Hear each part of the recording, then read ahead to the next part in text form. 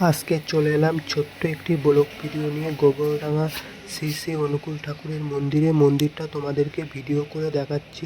দেখো কত সুন্দর মন্দিরের ভেতরে প্রবেশ করতে পারছি না যেহেতু গেট বন্ধ রয়েছে। সন্ধ্যাবেলা হলে দেখানো যেত, ঠিক সন্ধ্যাবেলা অফিস ঘর।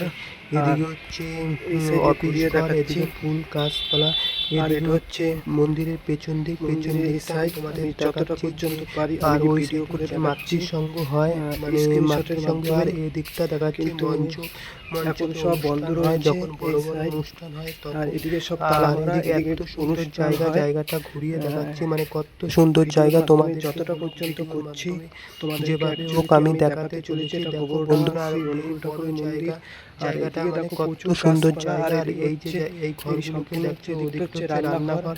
এই রান্নাঘরটা আমি জুম করে দেখাচ্ছি, মানে কত সুন্দর জায়গা।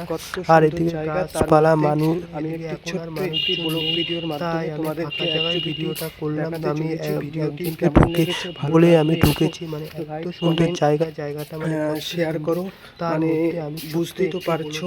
মানে আজকে চলে এসে তোমাদেরকে ঘুরিয়ে দেখাচ্ছি, যতটা পারি আমি জুম করে দেখাচ্ছি, যতটা পারি আমি জুম করে দেখাচ্ছি, মানে ভেতরে আমি।